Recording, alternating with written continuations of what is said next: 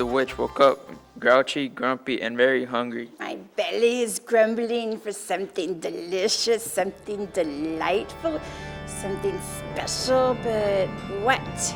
Pepper mousetail stew. No, I had that for lunch yesterday. Maybe some mashed dragon tongue pudding. No, that's too sweet. Perhaps a taste of boiled black buzzard feet.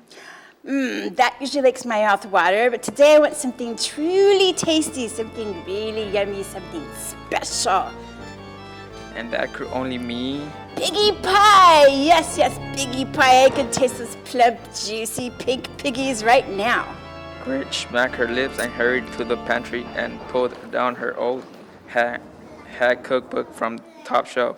She picked up a spider blue off the desk and turned to the secret recipe on page 342 and checked the pantry shelf on the ingredients.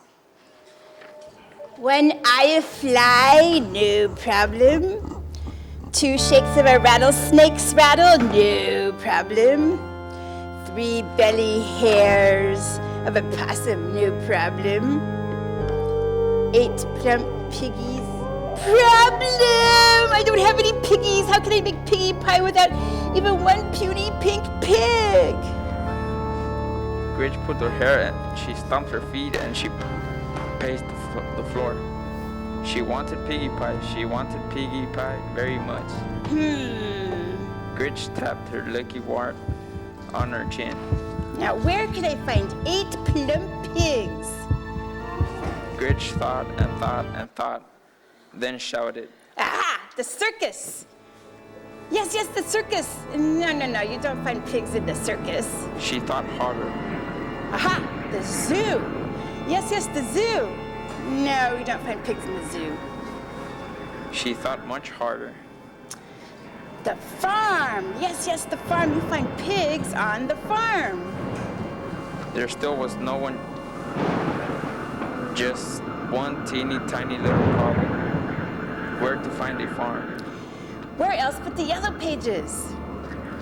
Grinch let her bony fingers do the walking and opened the yellow pages to F, where they found a very large ad. Here it is, Old MacDonald's farm called E-I-E-I-O. We have ducks, chickens, and piggies. Grinch put her broomsticks in gear and headed over the river and thought the woods, the old MacDonald's farms. As she circled over the farm, she sighed the pigs below and cackled. I've got you in my sights now, you little porkers. Grinch zoomed in for landing. She spat straw and fanned her smoking tootsies and lifted her goggles. There wasn't a pig in sight. She shouted it to a duck. Hey, duck, where did all the piggies go? I need 8 plump piggies for my piggie pie. The duck. It quacked there. It quacked there, it quacked here. Quack, quack. Here it quacked, there it quacked, everywhere it quack. Quack. No piggies. What do you mean, no piggies, you dizzy duck? I just saw a passel of piggies down here a minute ago. Hand over those hogs, you little quacker. No piggies. Grinch pulled her hair. She stomped her feet. She even threatened the duck with one of her most evil spells. Then the duck was not impressed. It was even scared. It just waddled away. So who needs a dumb duck? Being careful where she stepped, Grinch wandered across the meadow shouting, Yoo-hoo! You cow, where are the piggies? I need 8 piggies for my piggie pie. The cow mooed here. The cow mooed there. Here it mooed, there it mooed, everywhere it mooed. No piggies. What do you mean, no piggies? You lumpy-looking cow. I need 8 piggies for piggie pie. Fork over the porky walking milk machine or I'll curdle your cream.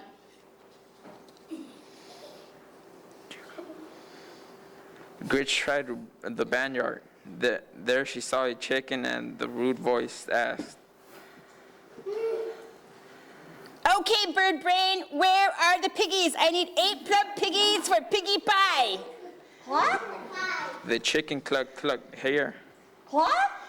It cluck cluck there. What? Here it cluck, there it cluck. Everywhere it cluck. What? No piggies. What do you mean no piggies, you feathered drumstick? What's going on here? Where is the boss of this heap of hay? The chicken flapped a wing towards the McDonald. So you're old McDonald. You don't look much like your picture, do you? The farmer just shrugged. Look, Shorty, I've been quack-quacked here, moo-mooed there, and cluck-clucked everywhere, all over this farm. I need 8 plump piggies for Piggie Pie. Where are the piggies? The farmer looked here, he looked there, he looked then there it looked, everywhere looked and looked. No piggies. What do you mean no piggies, you flea-bitten sea spreader? No you must piggies. Have piggies. No piggies. Gritch's stomach growled. It grumbled, but there were no piggies. There would be no Piggie Pie. Now what was she going to eat?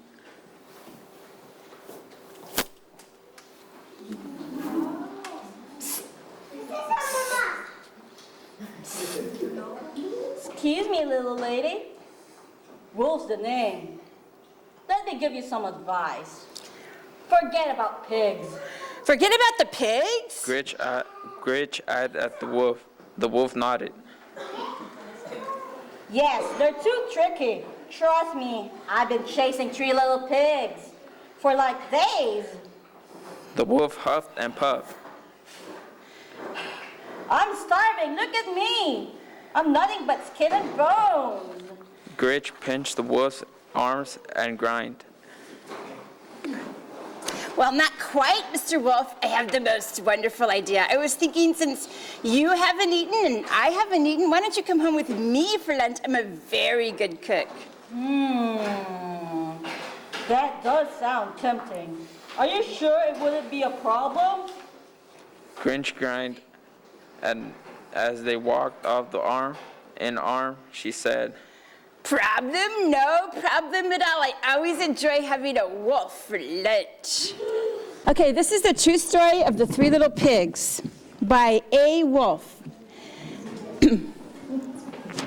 Everybody knows the story of the 3 little pigs, or at least they think they do, but I'll let you in on a little secret. Nobody knows the real story because nobody has ever heard the wolf side of the story.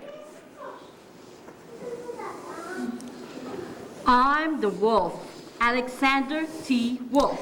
You can call me Al. I don't know how this whole big bad wolf thing got started, but it's all wrong.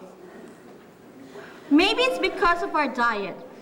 Hey, it's not our fault that wolves eat cute little things like bunnies, sheep, and pigs. That's just the way we are. If cheeseburgers were cute, folks would probably think you were big and bad too. But like I was saying, the big bad wolf thing is all wrong. Don't you agree? Guys, don't you think I'm nice? Look at me, I'm harmless. Do you think I could eat you? No? Well, like I was saying, the big bad wolf thing is all wrong. Do you want to hear my story? Yes. All right. The real story is about a sneeze and a cup of sugar. This is the real story of the 3 little pigs. Way back in Once Upon a Time, the wolf was making a birthday cake for his dear old granny. He had a terrible sneezing cold. Achoo! Oh no! I ran out of sugar. How can I make my granny's cake? Maybe my neighbor, Mr. Pig, has some. I think I'll go over and ask him. So he walked down the street to ask his neighbor for a cup of sugar. Mr. Pig wasn't too bright. He had built his whole house out of straw. So, of course, the minute Mr. Wolf knocked on the door, it fell right in.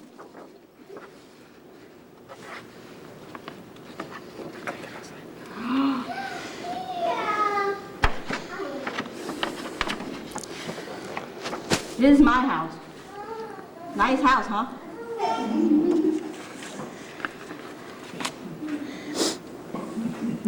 Mr. Wolf knocked on the door, and it fell right in. Whoops. So he walked, Oh, well, looks like no one's home. Little pig, are you in? no answer. Oh, well, looks like he's not home. He was just about to go home when his nose started to itch.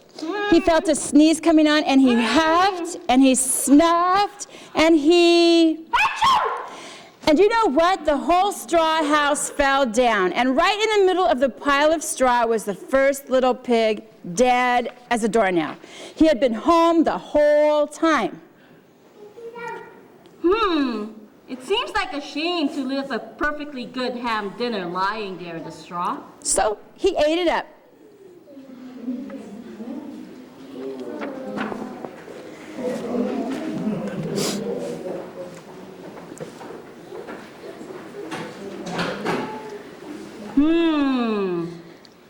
Now I feel better, but I still don't have my cup of sugar. Maybe you guys know where I can get a cup of sugar. Maybe my next door neighbor has some. The next neighbor was the first little pig's brother. He was a little smarter, but not much. He had built his house out of sticks. Maybe I should ring the bell. Mr. Wolf rang the bell on the stick house, Ding dong! but nobody answered. Mr. Pig, are you in? Go away, Wolf! You can't come in. I'm shaving the hair of my chinny chin chin. Mr. Wolf has just grabbed the doorknob when he felt another sneeze coming. And he huffed, and he snuffed, and he... Achoo! You're not going to believe it, but Mr. Pig's house fell down just like his brother's. When the dust cleared, there was the second little pig, dead as a doornail. Do you know what happened to food left outside? It will spoil. So he did the only thing there was to do. He had dinner again. Think of it as a second helping.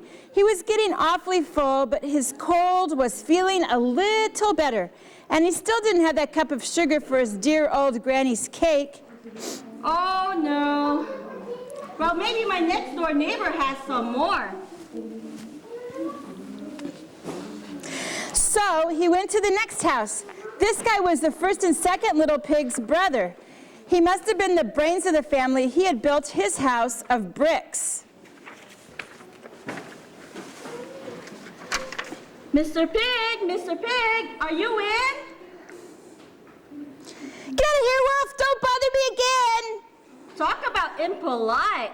He probably has a whole sack full of sugar, and he wouldn't give me even one little cup for my dear sweet old granny's birthday. What a pig!